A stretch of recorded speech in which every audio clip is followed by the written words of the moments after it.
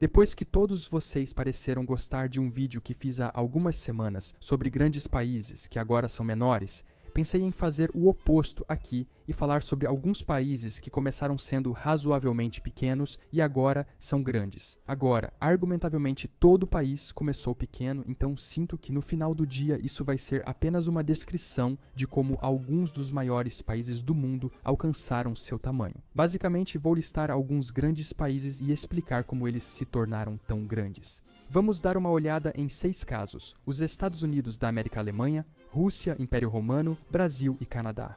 Obviamente há espaço para mais, então se quiser farei uma segunda parte. E eu sei que o Império Romano meio que se destaca porque não existe mais, mas eu gosto dele, então eu queria incluí-lo. Vamos direto ao assunto com o que está na miniatura: os Estados Unidos da América. Tudo começou em 1776, quando as 13 colônias do Reino da Grã-Bretanha na América do Norte declararam coletivamente sua independência como os Estados Unidos da América, tendo a terra das 13 colônias como seu território inicial.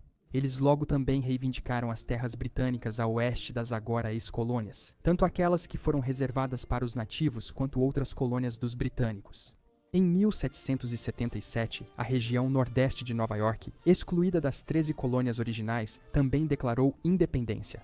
Vermont, anteriormente chamada de New Connecticut, tornou-se um estado, mas não se uniu imediatamente aos Estados Unidos da América. Quando o movimento revolucionário foi bem sucedido e a Grã-Bretanha reconheceu a independência dos Estados Unidos, as antigas áreas britânicas foram entregues aos Estados Unidos da América, embora houvesse alguns desacordos de fronteira tanto com eles quanto com a Espanha. Depois disso, houve um período de reestruturação interna e organização do território, e então começou a expansão para o oeste. Em 1803, os Estados Unidos compraram a Louisiana da França, um território gigantesco. Tenho um vídeo inteiro explicando por que e como isso aconteceu. Deixarei o link na descrição se você quiser conferir. A próxima fase foi a expansão para o noroeste, começando em 1819 até 1845, que estabeleceu a fronteira norte como esta linha reta e definiu o país de Oregon como uma região compartilhada com o Reino Unido.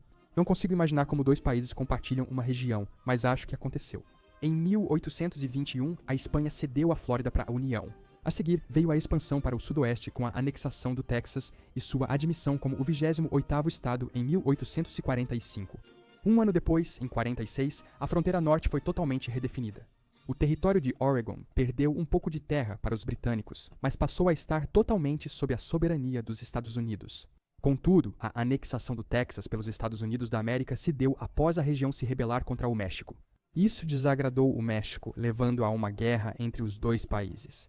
Os Estados Unidos da América venceram esta guerra e, assim, o Tratado de Paz de Guadalupe Hidalgo fez com que o México cedesse uma grande porção de terra para os Estados Unidos, consistindo em seus territórios de Alta Califórnia, Santa Fé e Novo México, bem como sua reivindicação ao Texas. Em 1848, os Estados Unidos da América compraram uma grande parcela de terra do México, conhecida como Compra de Gadsden, em 1854. Essa aquisição oferecia uma rota muito melhor para uma ferrovia sulista que os Estados Unidos da América queriam construir. Depois disso, o domínio continental da América foi praticamente estabelecido, e assim o imperialismo americano começou, com os Estados Unidos da América querendo estender seu domínio para além-mar. Eles reivindicaram as Ilhas Navassa e Howland em 1858. Então, um ano depois, o Johnston Atoll e mais ilhas do Pacífico seguiram, com o ponto mais alto sendo a anexação do Havaí em 1898. Antes disso, em 1867, eles compraram o Alasca do Império Russo por meros 7 milhões e 200 mil. No valor de hoje, isso equivaleria a cerca de 115 milhões, ainda bastante barato. Além disso, a partir de 1868, eles começaram a reivindicar ilhas no Caribe, estendendo ainda mais seu alcance no exterior e se tornando um dos maiores países do mundo.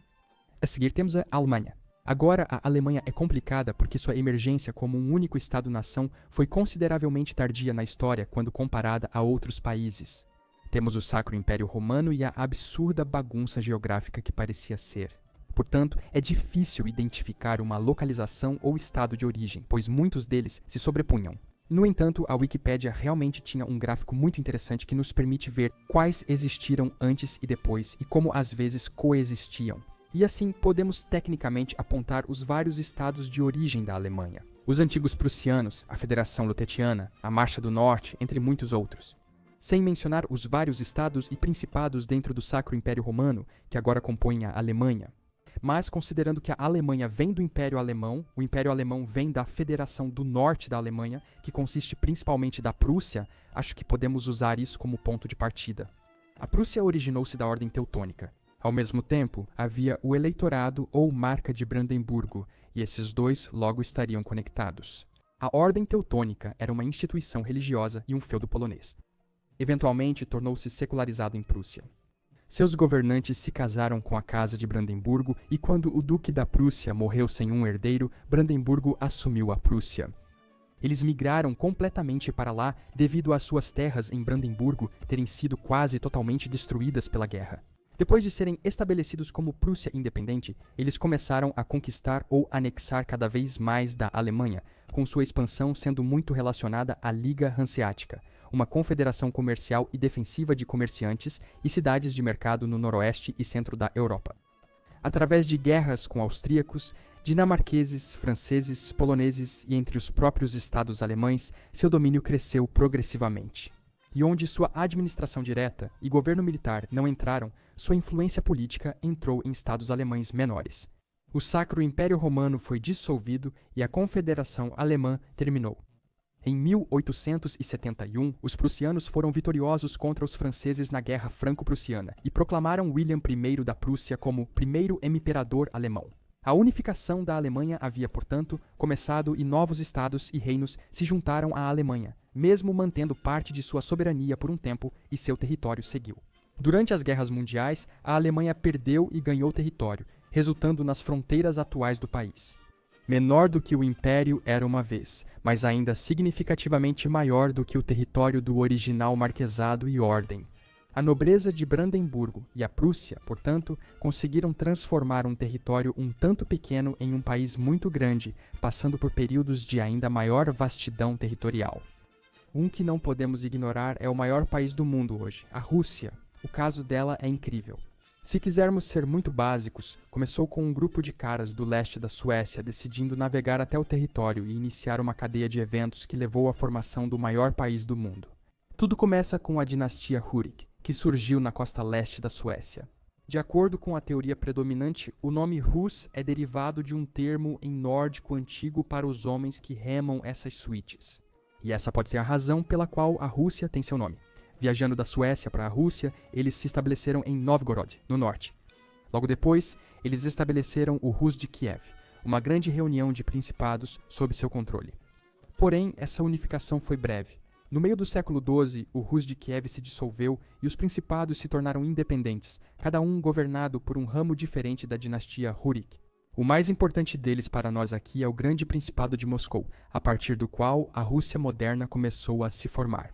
Encontrei este mapa detalhado de sua expansão territorial entre 1300 e 1462, mas está em russo e não tem contexto regional, então não tenho ideia do que significa. Neste maior, podemos ver melhor pelos tons de verde. O mais escuro era o que tinham em 1300. À medida que o verde clareia, observamos a expansão territorial deles até 1547, quando se tornaram o Tsardom da Rússia, ampliando-se consideravelmente. Primeiro para o sul e leste nos 1600 e depois até a Ásia Oriental nos 1700, estabelecendo-se como o Império Russo em 1721 e atingindo seu pico territorial por volta de 1917, contando com muitos protetorados tanto no leste quanto no oeste. A razão pela qual acredito que eles conseguiram conquistar territórios tão vastos é que provavelmente eram lugares muito vazios, e portanto, bastava conquistar o assentamento mais significativo da área e reivindicar instantaneamente a soberania sobre o enorme território circundante. Passando por mudanças de regime até a Rússia moderna, ganhou e perdeu algumas terras, mas ainda manteve seu lugar como o maior país do mundo. Começando como o Pequeno Principado de Moscou ou como o pequeno grupo de marinheiros suecos e depois crescendo cada vez mais. Alguns ganhos territoriais-chave foram a anexação temporária da Finlândia após derrotar os suecos em 1809, a conquista temporária da Ucrânia dos otomanos, estados vassalos ou as muitas anexações de vários khanates asiáticos na Ásia Central. Estou pensando em fazer um vídeo detalhado sobre como a Rússia se expandiu territorialmente ao longo da história. Deixe nos comentários se você gostaria de assistir a esse tipo de conteúdo. Um império histórico que não durou, mas evoluiu de muito pequeno para muito grande é o Império Romano. Começando por uma pequena cidade em 510 a.C., expandindo-se por toda a Itália, Europa e até partes da Ásia. Evoluindo de um assentamento que certamente era menor do que a Roma de hoje para um dos maiores impérios que o mundo já viu. Começou com a conquista da Liga Latina, depois conquistando a Sicília, Córcega e Sardenha, bem como estabelecendo uma posição nos Balcãs e depois entrando totalmente no modo império e se movendo para a Península Ibérica, norte da África, Grécia e tendo como base toda a Itália, depois expandindo ainda mais através da conquista da Gália por César e da conquista da Alemanha por Augusto. Na época da vitória de Trajano sobre os partos, o Império Romano se estendia desde a atual Lisboa, no oeste, até o norte da Inglaterra, o Cáucaso, o Egito e o Marrocos, começando então lentamente seu declínio e dissolução. Se optarmos por entrar em impérios, temos os exemplos do Reino Unido, Portugal, Espanha ou França, cuja origem como países estava em territórios razoavelmente pequenos e que se expandiram para governar enormes partes do mundo inteiro. Portugal começou como um pequeno condado e alcançou um império muito grande. O Reino Unido, pode-se argumentar, começou como uma série de pequenos reinos governando quase um quarto do mundo. Espanha e França tiveram origens de tamanho médio semelhantes, depois expandindo seu alcance na Europa e no exterior através de seus impérios. Mas não vamos nos aprofundar muito nesses aqui porque eu quero fazer um vídeo completo sobre os maiores impérios coloniais. Outro exemplo hoje na América do Sul é o Brasil. Encontrei um GIF que ilustra a expansão territorial do Brasil ao longo do tempo, desde as capitanias portuguesas em 1534 até os tempos modernos, mostrando também sua organização interna. É interessante ver como isso mudou, mas também devemos tentar entender o motivo. O Brasil iniciou como colônia portuguesa, com território limitado em termos de expansão para o interior. Isso ocorreu devido a um tratado entre portugueses e espanhóis, no qual eles dividiram o mundo em dois. Os portugueses ficaram com a África e grande parte do Oceano Índico, já os espanhóis com o Pacífico e a maioria da América.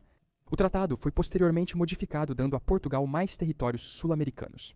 Mas o momento-chave foi, na verdade, durante a breve perda de soberania portuguesa para os espanhóis na União Ibérica de 1580 a 1640. Durante esse tempo, o Tratado de Tordesilhas foi anulado, e assim os colonos do Brasil foram autorizados a viajar mais para o oeste, para o interior da América do Sul e o que então se tornaria o Brasil. Na independência de Portugal, as fronteiras do Brasil já estavam majoritariamente definidas. No entanto, ainda houve algumas mudanças.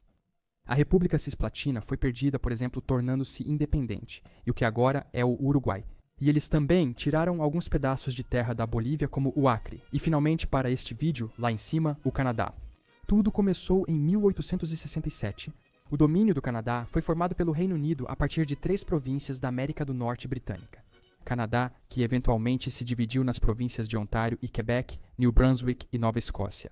Em 1870, o Reino Unido transferiu a maior parte de suas terras restantes na América do Norte para o Canadá, com o território noroeste e a terra de Rupert se tornando os territórios do noroeste. Um fato interessante é que a transferência da terra de Rupert foi feita através de um pagamento de 300 mil libras pelo Canadá à Companhia da Baía de Hudson, uma empresa que ainda existe hoje e foi fundada em 1670 como uma carta real inglesa, tendo funcionado como o governo de facto dos territórios do Canadá por um tempo naquela época. Depois disso, em 1871, a colônia britânica da Colômbia Britânica se juntou ao Canadá como a 6ª província.